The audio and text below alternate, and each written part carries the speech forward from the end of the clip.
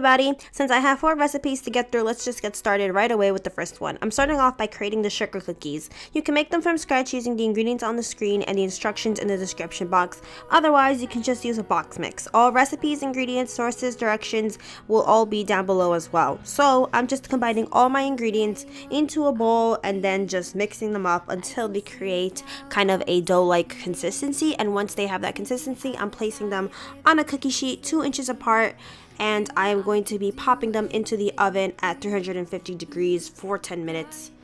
And there you have it. Once they've fully cooked and cooled, I'm going to use coconut flakes, some white frosting, as well as some food coloring and a couple of Ziploc bags to do the decorations. So I'm going to take the white icing and put it on the center of each of the cookies and just making a little bit of a mound because I want the nest to be slightly elevated. So once I'm done applying that to all of the cookies, I am going to then apply half a cup of coconut into a Ziploc bag and then just put my food coloring and then just shake it to get the results that I'm looking for. You don't have to do every single color, just do whatever colors you want or whatever colors you happen to have. I did it with all 4 colors that I had, and once I'm done with that, I'm sprinkling them directly onto the white frosting that we had just put on, and then I'm just adjusting it to my liking. It's going to be a little bit messy until you kind of put it into the next plate that you're going to, display them on. So I'm just going to repeat that process with every single one of these cookies, just alternating the colors just to give it a little bit of variety.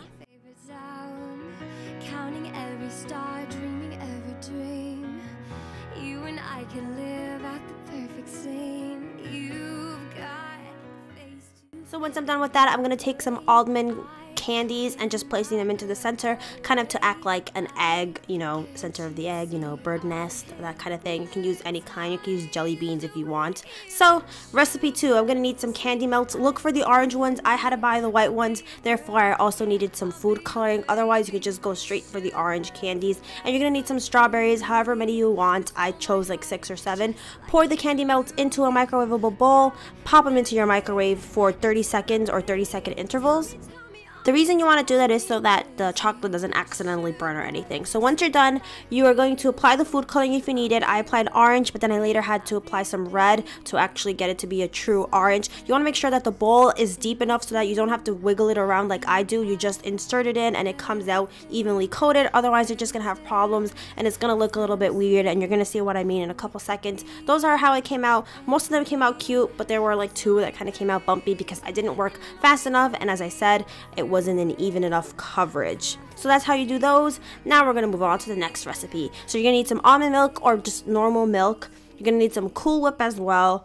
And you're going to need some cotton candy syrup. I found this at Bed Bath & Beyond, but you can find it in numerous places. You're going to need some powdered sugar as well as 4 ounces of cream cheese. So once you have your ingredients, you're going to get a hand mixer. You're going to mix in your 4 ounces of cream cheese, 2 tablespoons of cotton candy. You're just going to whisk that until it's smooth. And then you're going to add your sugar. I think it's a cup of sugar, of powdered sugar, but you can use whatever substance you want. Then you're going to add the Cool Whip and you're going to fold it in. I kind of had a mess, spilled everywhere, but you're going to fold it in, and that's what's going to give it its really cool, fun texture. And once you're done folding it in completely, I also added like a drop of food coloring, by the way. You're going to apply them into your shooters and you're just going to pop them into the fridge and let them chill for 3 hours.